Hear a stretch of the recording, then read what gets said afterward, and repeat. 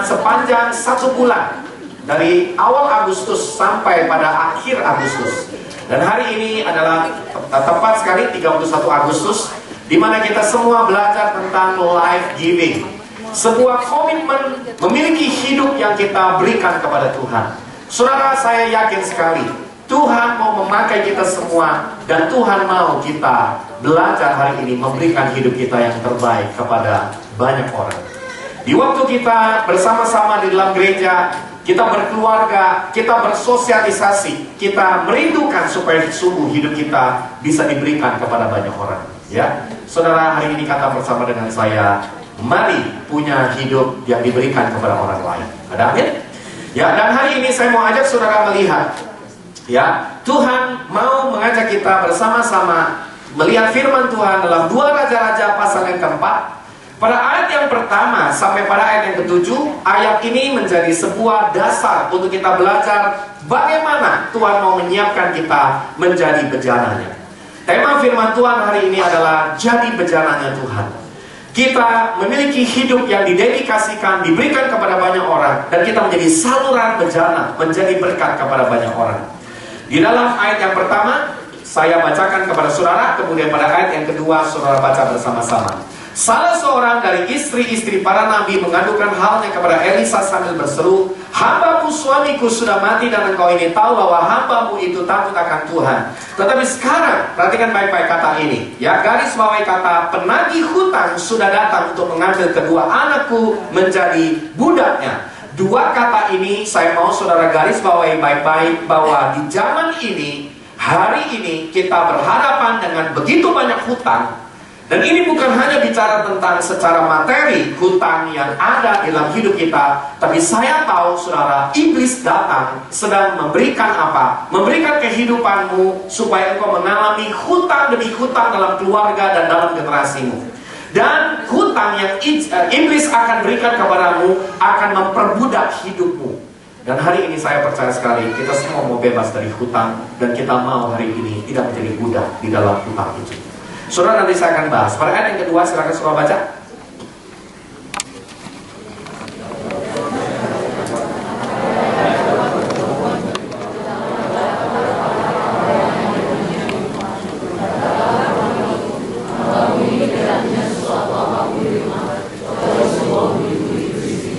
Firman Tuhan berkata apa? Perempuan ini ditanyakan, dan dia berkata, "Saya tidak punya apapun lagi, tetapi yang saya punyai sebuah apa?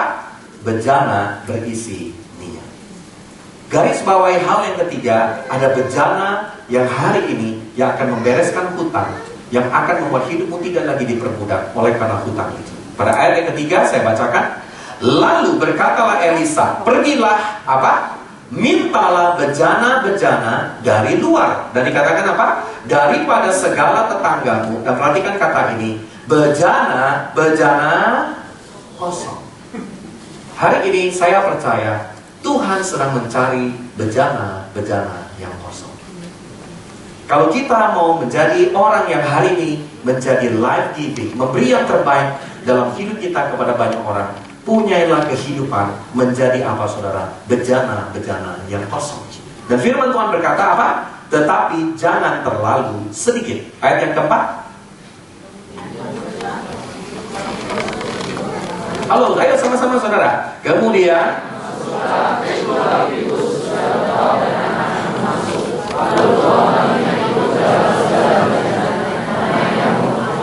amin. Dikatakan bahwa bejana itu ya harus dituang oleh minyak, ya kan? Dan dikatakan bahwa dari bejana itu akan menjadi penuh. Ayat kelima, pergilah perempuan itu daripadanya, ditutupnya pintu sesudah ia dan anak-anak masuk, dan anak-anaknya mendekatkan bejana-bejana kepadanya, sedang ia terus menuang. Ayat 6, silakan saudara.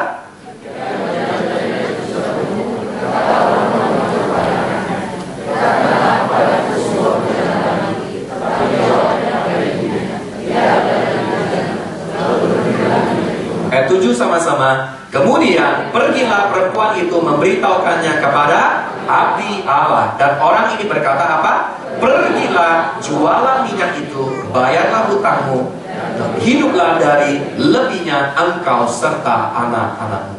Saudara, saya percaya sekali hari-hari ini persoalan dalam hidup ini bukan lagi tentang apa yang menjadi mujizat, apa yang menjadi jawaban dalam hidup kita. Problem dalam hidup ini adalah seberapa banyak bejana yang ada dalam hidupmu yang bisa menampung mujizat itu.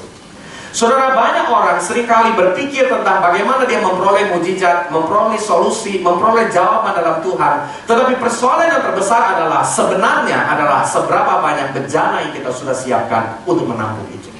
Jadi ternyata persoalan mujizat, jawaban Tuhan adalah sudah disiapkan. Tetapi seringkali justru yang kita belum siap adalah kita belum menyiapkan bejana dalam hidup kita.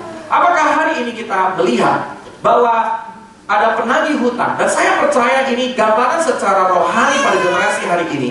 Kita punya apa, saudara? Kita punya banyak hutang dalam hidup kita yang memperbudak keluarga, memperbudak generasi, memperbudak dalam kehidupan kita. Saudara, saya percaya sekali iblis sedang mengetuk pintu rumahmu. Penagih hutang ini adalah iblis sedang mengetuk pintu gereja. Kenapa? Karena dia mau memperbudak anak-anak kita. Dia mau memperbudak generasi kita. Dan melalui apa, saudara? Melalui berbagai apa? Berbagai tekanan, dosa, ya kan, drugs, saudara, berbagai apa, bentuk free sex, berbagai hal yang membuat generasi kita berhutang. Dan dikatakan, saudara, hari ini Tuhan merindukan supaya saudara dan saya menyiapkan hatimu, menyiapkan bejana yang baru. Supaya apa? Supaya ada minyak urapan yang ada dalam kehidupanmu. Pertanyaan saya hari ini adalah, apakah saudara rindu hari ini melihat di dalam rumahmu ada mujizat Tuhan? Saudara itu melihat di dalam rumahmu ada penyelamatan dari Tuhan. Saudara itu dalam rumahmu ada sesuatu yang baru. Dan saya berdoa hari ini, lihat semuanya ke depan. Saya berdoa, rumah kita adalah place of acceptance. Rumah adalah tempat penerimaan. Rumah kita adalah tempat kita place of prayer. Saudara, saya berdoa agar rumah kita, bahkan bukan hanya di gereja ini, di dalam rumah kita masing-masing, kita mau menjadi rumah tempat berdoa. Tempat apa lagi? Rumah kita menjadi tempat Alkitab dibacakan. Ada amin, saudara? Rumah kita menjadi apa? Menjadi tempat respect, menjadi tempat di mana kita saling menghormati. Dan rumah adalah tempat di mana kesatuan dan kasih akan dinyatakan. Sebab itu hari ini saya berdoa, biar kiranya hari ini ada mujizat yang Tuhan akan berikan buat rumah kita. Saudara percaya bahwa pulang dari tempat ini, Tuhan sedang mau menyiapkan, ada kuasa Allah, ada minyak urapan Tuhan, ada kuasa yang luar biasa yang akan mengalir lewat kehidupanmu. Di dalam mana? Lihat semuanya, rumahmu sendiri. Hari ini saya percaya sekali bahwa persoalan terbesar di dalam sebuah tantangan dalam generasi kita adalah, yaitu kita harus memiliki bejana yang berisi minyak. Saudara, saya yakin sekali kalau kita mau menjadi orang yang tidak diperbudak, kita tidak memiliki hutang dalam generasi kita pada hari ini, punyai bejana-bejana yang kosong, dan jangan terlalu sedikit. Hari ini saya berdoa, biar kiranya di waktu saudara berada di dalam gereja, ada bejana-bejana yang sedang disiapkan oleh Tuhan. Apakah saudara rindu bejana di dalam hidupmu akan diisi oleh Tuhan? Mulai hari ini saya berdoa agar ada urapan Tuhan yang akan mengalir dalam bejanamu. Ada panggilan Allah yang akan mengalir dalam bejanamu. Ada mimpi Tuhan yang akan dinyatakan dalam bejanamu. Ada rencana Tuhan yang akan dinyatakan dalam hidupmu. Ada tujuan Allah yang akan disediakan dalam kehidupanmu. Dan pertanyaannya adalah, apakah bejana itu tersedia? Saudara, tempat, kontainer, kotak di mana kita menyiapkan bejana dalam hidup kita, itu begitu penting. Sebab itu hal yang pertama, kalau saudara mau melihat mujizat Allah terjadi, kuasa Allah terjadi, yang pertama adalah siapkan bejana hati. Kata bersama dengan saya, bejana hati saya. Lebih lagi, bejana hati saya. Beritahu kepada sebelahmu, bejana hatimu. Bejana bicara tentang apa? Bejana bicara tentang kotak, kontainer, wadah, supaya ada sesuatu yang bisa diisi dalam hidup kita. Di waktu hari ini kita memesan pizza, ya, dan kita tahu di waktu kita memesan pizza, saudara, ya, di waktu kita menelpon kepada orang yang akan mengirimkan pizza kepada kita. Dan hari ini saya secara khusus sudah menelpon Stephen untuk dia mengirim pizza kepada saya. Dan bolehkah hari ini Stephen kirim pizza itu kepada saya yang ada di mimbar di depan di sini? Ya, dan dia sudah mengirimkan pizza khusus. Ya, dan saudara boleh hari ini melihat dengan penuh kesungguhan dia membawa pizza ini kepada saya. Ya, dan saya sudah pesan dalam hitungan 30 menit tidak boleh terlambat karena ada voucher 25.000 yang akan diberikan kalau terlambat. Ya, kita sudah tahu itu ada pizza yang khusus. Dan ini adalah pizza yang dia kirim kepada saya. Sengaja sudah di wrap, tetapi pizza yang sesungguhnya tidak pernah di plastik. Betul nggak saudara? Ya kan? Tapi waktu dia mengirimkan kepada saya mau tanya, saya suka atau tidak sama pizza ini? Saya tidak suka. Kenapa? Nggak ada tempatnya. Tidak ada wadahnya. Dan pizza ini jangan-jangan kotor sekali. Atau pizza ini tidak bisa ditampung dengan baik. Tidak ada plastiknya. Kalau tidak ada plastik, kalau satu tangan, mungkin pizzanya akan jatuh. Demikian juga rencana Tuhan. Minyak urapan Tuhan, kuasa Tuhan, mujizat Tuhan sudah diberikan buat kita semua. Tetapi persoalannya adalah bergantung dari mana. Apakah ada kotak yang menampung dari pizza itu. Sebab itu hari ini saya sudah membawa ada sebuah kotak. Dan kotak ini adalah kotak yang begitu penting karena ini adalah bejana kontainer untuk minyak urapan rencana Allah, kuasa Allah. Saudara, saya mau beritahu benar baik-baik. Tuhan mau buat sesuatu dalam hidupmu, tapi Dia nggak bisa buat tanpa bejana hatimu. Ini adalah bejana. Sebab itu kotak ini, apa arti kotak ini? Tidak ada arti kalau tidak ada pizza. Tapi kotak ini menjadi berharga dan bernilai. Di waktu saya membayar kemarin malam, dia mengirim ke rumah saya dengan harga sekian, delivery, saudara. Dan kotak ini menjadi berarti. Dari kotak yang murah. Kotak, nilai berapa kotak ini? Berapa, Jos? Kamu di bakery kan? Kamu tahu berapa nilai kotak ini kira-kira? 5.000 rupiah mungkin nggak sampai, mungkin cuma 3.000. Tidak ada artinya. Demikian juga hidup saudara dan saya. Bejana hidupmu nggak ada artinya kalau tidak ada rencana Tuhan, panggilan Allah dalam hidup. Sebab itu hari ini kotak ini sudah disiapkan untuk pizza ini. Inilah yang dinamakan bejana yang kosong, yang harus diisi dengan rencana Allah yang besar. Kuasa mujizat akan terjadi dalam hidup kita. Saudara, hari ini kotak yang tidak ada nilainya menjadi berharga hampir 100.000 di waktu ada isi di dalamnya. Saudara, hidupmu tidak ada artinya. Betul? Hidupmu tidak ada artinya di waktu tidak ada Kristus masuk dalam hidupmu. Hidupmu tidak ada artinya di waktu Yesus tidak melakukan penebusan dan membayar hidupmu dan mengisi hidupmu dengan Dia. Dan saya mau beritahu ya semuanya, engkau begitu berharga, begitu istimewa, begitu mulia di hadapan Tuhan. Bolehkah kita berikan tepuk tangan yang terbaik? Dan pizza ini karena sudah berharga sekali, saya dedikasikan kepada tim Celebration untuk dimakan sesudah ini. Berikan tepuk tangan, saudara. Semoga mereka pasti berdoa, semoga Kak Seno lain kali khotbah ada topik-topik tentang makanan sehingga bisa untuk dibawa pulang. Oke. Dan jangan lupa di microwave itu karena sudah dari kemarin malam. Oke. Jadi saudara, saya percaya sekali bahwa tempat kotak kontainer begitu penting. Di waktu kita hari ini mau dipakai oleh Tuhan, kita mau menjadi jawaban buat generasi kita. Kita mau menjadi orang yang menjadi solusi, menjadi apa? Menjadi problem solver kepada orang lain. Hari ini di kantormu, engkau ada dimanapun, di keluargamu, bahkan engkau di sekolahmu, jadilah orang yang menjadi kontainer-kontainer yang bersedia untuk diisi oleh Tuhan. Tadi kita sudah belajar, kontainer itu, bejana itu, tidak ada artinya kalau tidak ada isi di dalamnya, betul nggak? Saudara, hari ini saya juga percaya, produk yang ada saudara, itu juga tidak kalah pentingnya. Tadi adalah produknya. Ya, kotak begitu penting, tetapi akhirnya kotak tidak menjadi penting di waktu engkau tidak pernah mengisi kotak yang kosong itu dengan rencana Tuhan. Sama seperti hari ini, sebuah kotak yang bernama Hermes. Kotaknya. Saya masih ingat sekali 10 tahun yang lalu, ada pebisnis, seorang businesswoman menitip kepada kami satu orang satu paspor. Karena di Paris hanya boleh beli satu paspor, satu tas. Jadi pinjam banyak paspor. Dan saya masih ingat sekali bahwa nilai tas itu akan berubah di waktu apa? Di waktu tidak ada lagi kotaknya. Jadi alhasil harus ada kotaknya. Tapi pertanyaan saya hari ini, kotak dari tas yang begitu mahal, kalau dihitung berapa nilainya? Paling 100.000 mungkin dengan cap yang ada, ya kan? Secara cost-nya, yang realnya. Sebab itu saya berkata hari ini dengan baik-baik. Kotak yang murah menjadi begitu mahal di waktu ada sebuah tas yang nilai puluhan juta yang dimasukkan ke dalam kotak itu. Dengar baik-baik. Hidupmu hari ini juga tidak ada nilainya.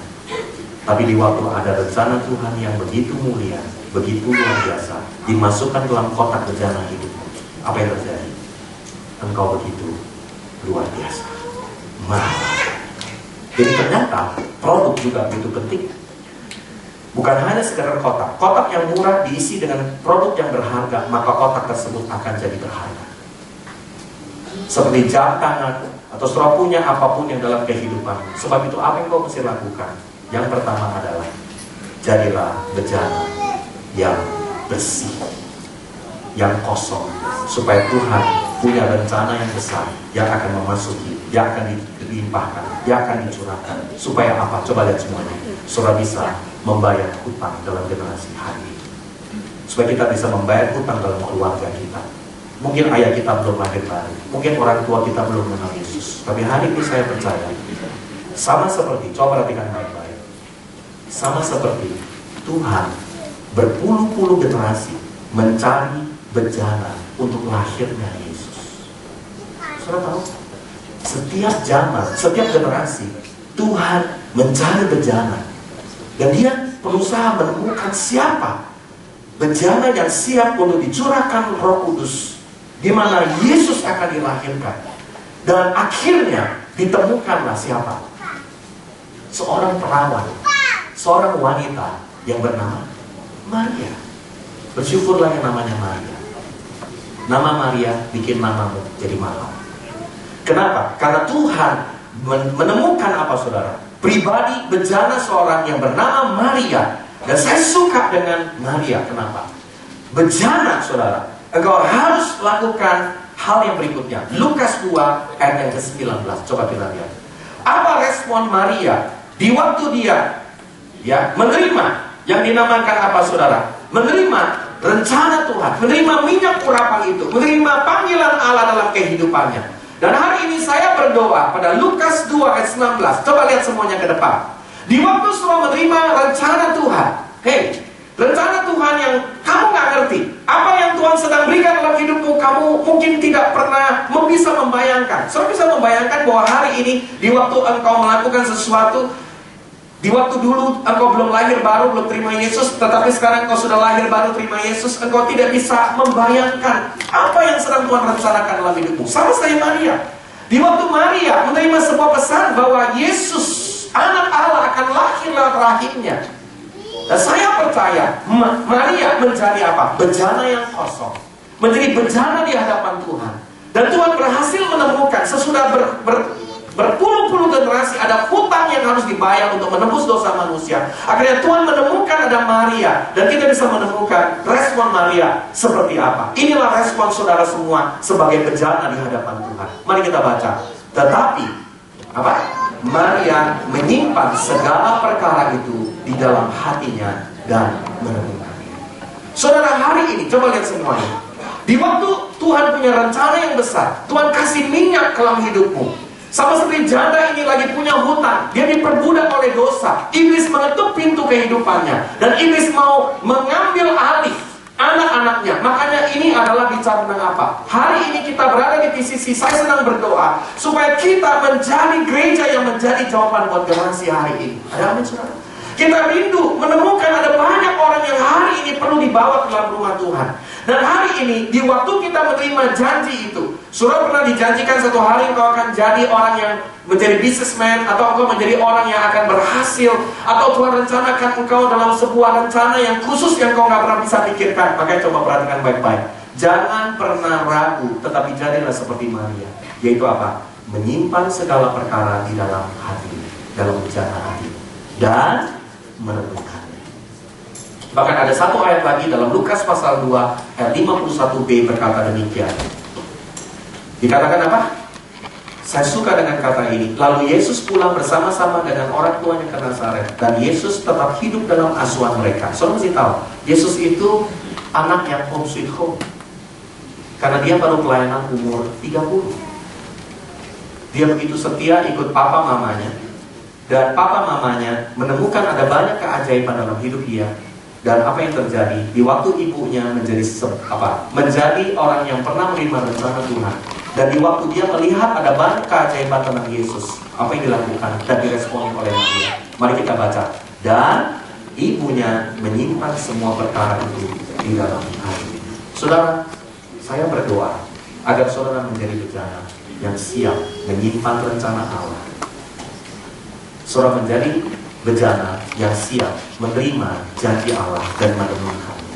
Sebab itu hari ini, jadilah bejana yang kosong, bejana yang bersih, tetapi saudara menjadi bejana juga yang menyimpan rencana Tuhan dalam hidup. Saya berdoa hari ini buat kita semua yang ada di ruangan ini. Coba lihat, saudara, kau nggak ngerti apa yang sedang kau alami. Saya terkadang dalam hidup bergereja juga, saya tidak mengerti apa yang sedang Tuhan mau kerjakan. Terkadang kita mengalami banyak peristiwa dalam hidup kita, betul? Kita tidak mengerti kenapa keluarga kita harus berpisah. Kita tidak pernah mengerti kenapa kita harus mengalami masalah dalam keluarga kita. Kita tidak pernah mengerti kenapa di dalam gereja kita mengalami begitu banyak saudara gesekan dan sebagainya. Kita tidak pernah mengerti kenapa Tuhan mengizinkan orang tua kita seperti itu. Tapi perhatikan baik-baik, simpanlah itu dalam hatimu. Dan saudara, tunggulah waktunya, karena Tuhan selalu memberikan yang terbaik buat kita semua. Tuhan selalu memberikan rencana yang sempurna buat bejana yang kosong. Sebab itu hari ini, dengar baik-baik, iblis hari ini mau menyerang hidupmu, tetapi hari ini Tuhan mau memberikan yang terbaik buat hidupmu. Saudara tahu, iblis menyerang tubuh Yesus. Saudara ingat, begitu takutnya iblis dengan tubuh Yesus. Makanya saudara dikatakan, tidak tahukah engkau adalah rumah Tuhan? Tidakkah engkau tahu engkau adalah bait Allah? Makanya Yesus, saudara, kenapa Yesus harus mati disalibkan?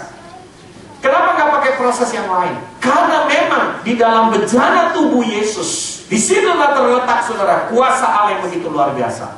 Di waktu tubuh Yesus dia mengalami salib, artinya apa? Semua penyakit ditimpakan, semua dosa ditimpakan, semua kutuk ditimpakan. Tapi sesudah itu kita tahu bahwa pada hari ketiga tubuh Yesus dibangkitkan. Saudara, saya percaya, lihat semuanya ke depan. Bejana harus dihancurkan. Saudara pernah mengalami bejanamu dihancurkan, saudara? Di waktu bejana itu dihancurkan, sama seperti Yesus, tubuhnya hancur dan dia mati. Tetapi dengar baik-baik, lihat semuanya.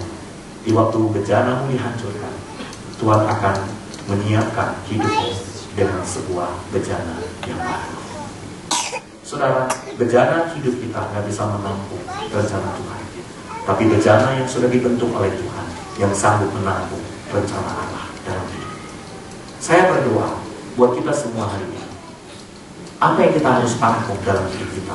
Lukas pasal 4 ayat 18 sampai 19. Saya rindu mengajak kita semua hari ini.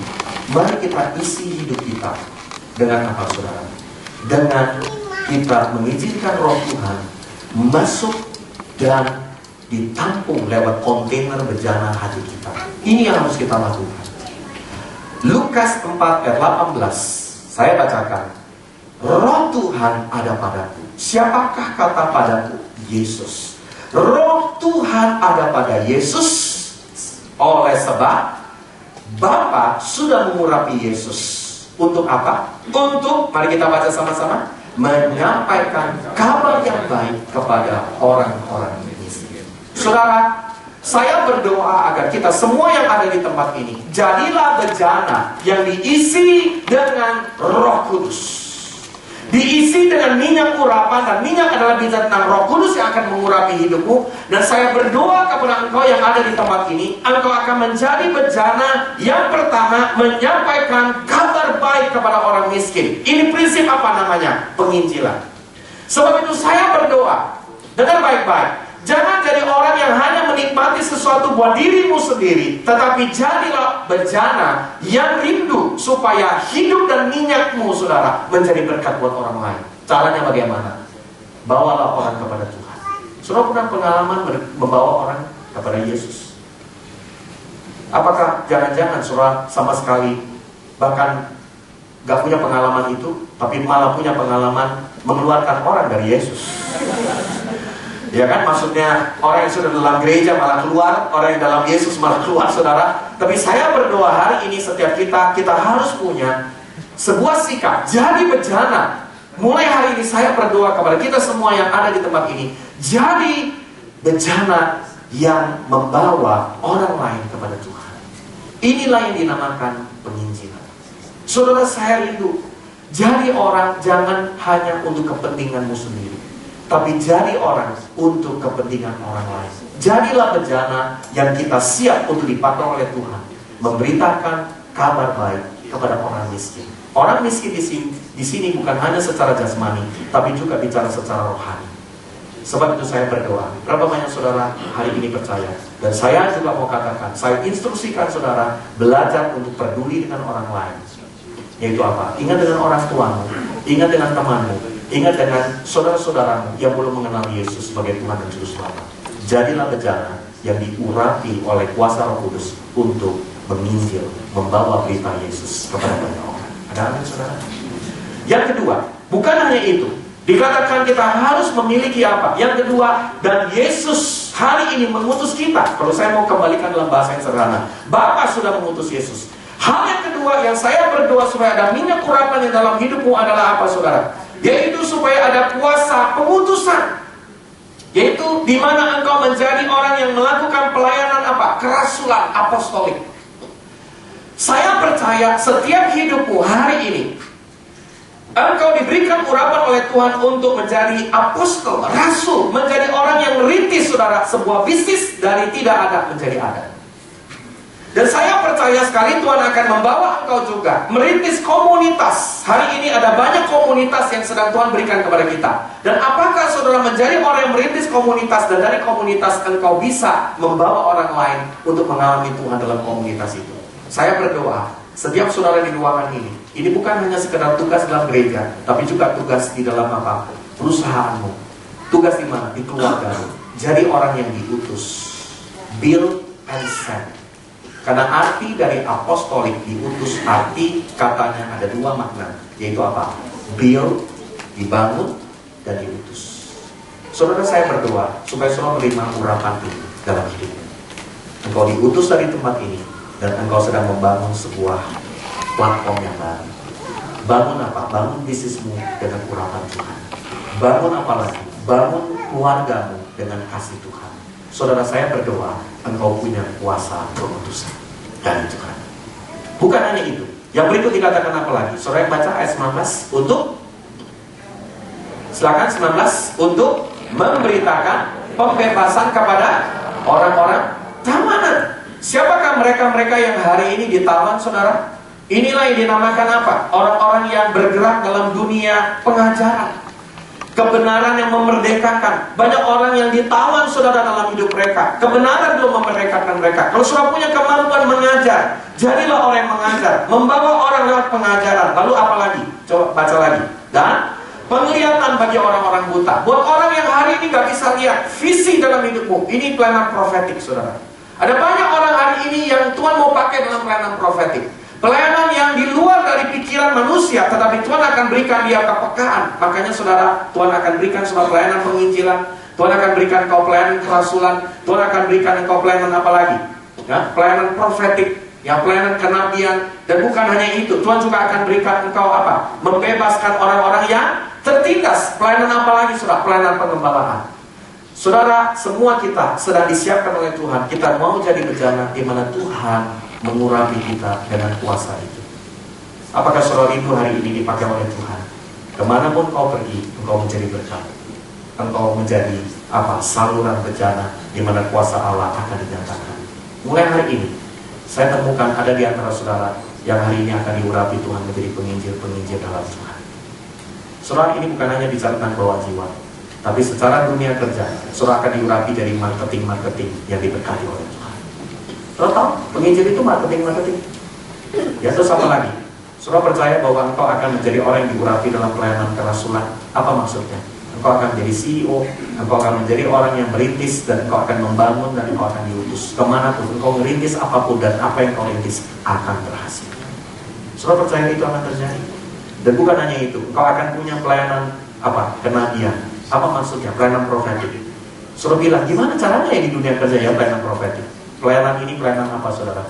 Yang bisa melihat apa yang forecast, apa yang terjadi di masa depan. Makanya analis, orang-orang yang punya prediksi, ya kan, tentang pergerakan keuangan dan ekonomi. Saya berdoa supaya saudara diberikan kepekaan oleh Tuhan untuk mengenali tanda-tanda zaman ini, dan saudara akan menjadi orang yang diberkati oleh Tuhan.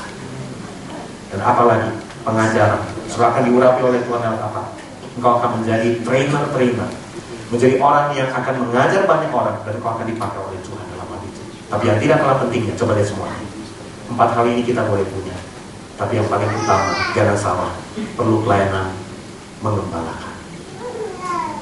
Banyak orang bisa memulai dengan baik, tapi biasanya tidak konsisten dengan apa yang sudah dikerjakan. Sebab itu saya berdoa, mulai hari ini, bisnis yang sudah kau rintis yang berhasil, tetap kau bisa pertahankan, engkau bisa maintain menjadi lebih baik lagi. Saudara, apapun yang kita lakukan, kita perlu merawat ini. Sebab itu hari ini, izinkan ada minyak Tuhan, kuasa Allah yang mengurapi hidup. Hari ini saya berdoa, saudara rindu untuk mengosongkan dan membersihkan bejanamu. Gimana caranya? Amsal 4 ayat 20. Saudara, saya rindu mengajak kita semua hari ini, ayo kita bersihkan semua bejana dalam hidup kita. Di dalam ayat yang ke-20, saya mau ajak saudara perhatikan baik-baik. Bejana adalah bicara tentang hatimu. Sebelum engkau dipakai oleh Tuhan dalam pelayanan apostolik, pelayanan profetik, pelayanan pengajaran, pelayanan pengembalaan, pelayanan penginjilan, dengar saudara, Tuhan mau saudara menjadi kontainer yang bersih dan kosong supaya minyak urapan Tuhan bisa masuk dalam hidupmu. Dan bagaimana caranya membersihkan kontainer kita yang sering kali kotor? Kontainer yang sering kali saudara tidak lagi saudara sesuai dengan apa yang Tuhan mau. Ayat 20-22 saya bacakan kepada saudara. Hai anakku, perhatikanlah perkataanku, arahkanlah telingamu kepada ucapanku. Saudara, jagalah telingamu. Yang kedua, janganlah semuanya itu menjauh dari matamu. Jagalah matamu. Anak muda, jaga matamu. Semua kita yang dalam gereja, semua kita dalam hidup ini, jangan suka gampang dengar ucapan orang lain, saudara, dan kemudian kita terpengaruh dengan ucapan itu. Dan ayat yang ke-22 berkata demikian. Mari kita baca sama-sama. Karena apa? Mari kita baca. Karena itulah yang menjadi kehidupan bagi mereka yang mendapatkannya, dan kesembuhan bagi tubuh mereka. Ayat 21b berkata apa? Simpanlah itu di dalam lubuk hatimu. Saudara, artinya apa? Semua yang ada di dalam hatimu, engkau harus jaga baik-baik, dan simpanlah perkataan ini. Yaitu apa? Simpanlah firman Tuhan, yang Tuhan perintahkan kepada kita. Jangan kita sembarangan dengan perkataan kita. Belajar kita menjadi orang yang menjaga telinga kita, dan kita menjaga mata kita. Saudara, hari ini saya percaya, berhati-hatilah dengan mata waktu kita melihat. Berhati-hatilah dengan telinga, dengan apa yang kita dengarkan. Berhati-hatilah dengan hati, di mana Tuhan mau kita menampung semuanya di dalam hati kita. Saudara, saya mau tutup firman Tuhan hari ini. Tuhan mau hari ini menjadikan hati kita, menjadikan hidup kita sebagai sebuah bejana yang siap dibentuk oleh Dia. 2 Korintus 4 ayat yang ke-7. Saya rindu mengajak kita semua hari ini, di dalam akhir bulan ini, kita menyiapkan hati kita sebagai bejana tanah liat yang siap dibentuk, yang siap untuk diproses oleh Tuhan. Pada ayat 7, mari kita baca sama-sama. Tetapi harta ini yang kami punya. Coba lihat semuanya. Saudara punya harta apa? Engkau punya uang, engkau punya kehebatan, engkau punya kesuksesan. Tapi harta ini yang saudara harus punya. Harta apa? Harta ini yang kami punyai. Mari kita baca. Dalam bejana tanah liat. Saudara tahu kenapa mesti bejana tanah liat? Saudara pernah lihat bejana yang dibentuk oleh yang membuatnya, penjunannya? Saudara tahu kalau yang namanya tanah liat itu dibangunnya gimana caranya? Tergantung si yang pembentuknya, benar? Ya kan, bisa bentuknya kayak vas bunga yang naik ke atas, bisa juga bentuknya yang bundar di bawah, bisa juga yang bentuknya saudara seperti yang lonjong, bisa bermacam-macam. Sebab itu saudara baik-baik, hari ini Tuhan mau saudara memiliki apa? Harta bejana tanah liat. Apa? Hati. Supaya apa? Supaya, mari kita baca, nyata bahwa kekuatan yang melimpah-limpah berasal dari Allah.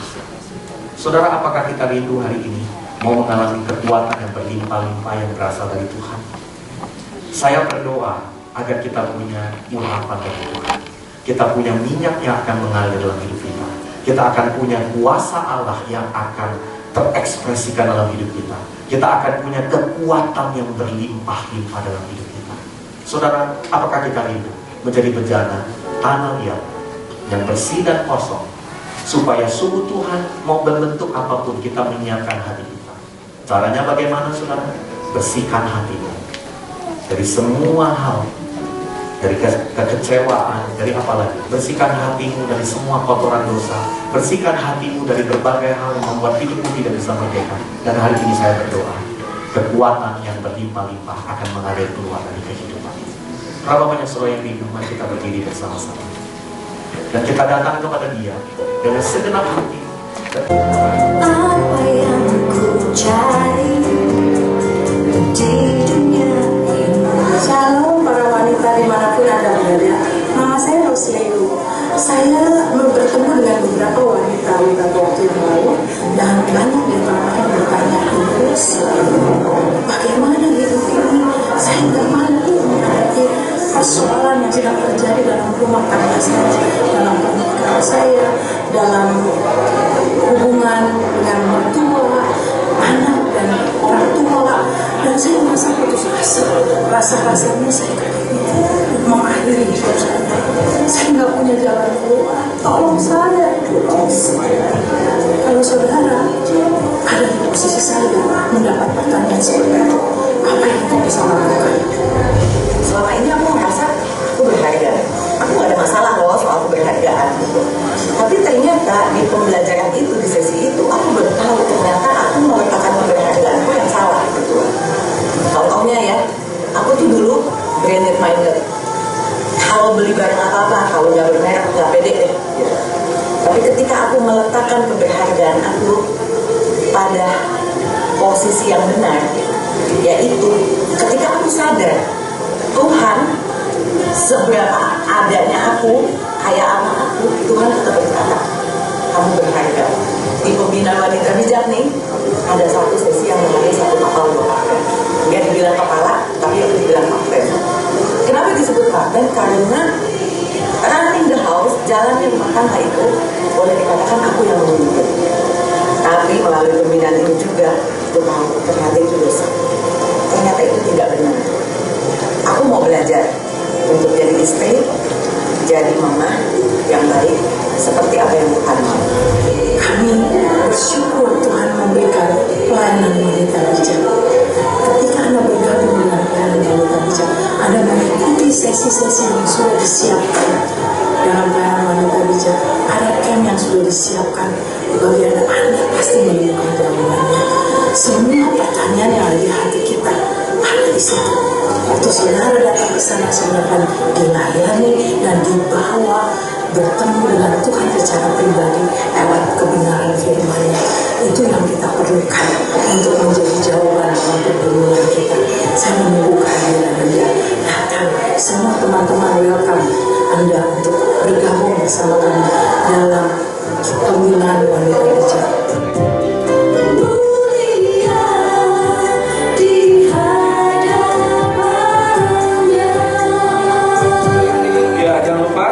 Para wanita, kalau saudara ini belum pernah ikut sesi wanita bijak, kami mendorong saudara bisa mendaftarkan diri di wanita bijak. Dan yang kedua, saudara, ada pengumuman bahwa kita akan melakukan SPP di Maisonet tanggal 9 September. Ini wanita bijak, bisa balik lagi supaya kita lihat tanggalnya. Ya, jadi tanggal 25, 26, 27 September. Ya, jadi kalau saudara sekarang daftarkan ke Jenny dan Surya, ya, investasinya 500.000. Sudah dicatat? Oke, next slide. Kita akan mengadakan SPP di Maisonet tanggal 9 September jam setengah 8 malam. Jadi apa itu SPP? SPP itu sepakat bersama bekerja. Jadi kami mendorong saudara yang hari ini mau bersama-sama kita mengalami Tuhan, dibangun. Ya, ini SPP buat kita setiap kita bekerja seperti time out buat kita, untuk kita boleh refresh lagi. Jadi saudara tanggal 9 September jangan lupa bilang sama 9 September jam setengah 8 malam. Nggak bilang gitu. Ya. Yang ketiga, saudara, kita akan mengadakan champion gathering. Apa itu champion gathering? Itu adalah sebuah retreat ya yang digaranti saudara 90%, saya nggak bilang 100% ya, pasti ini kan tergantung respon masing-masing. 90% orang ikut champion gathering hidupnya berubah. Ya, kalau nggak berubah ya kebangetan ya.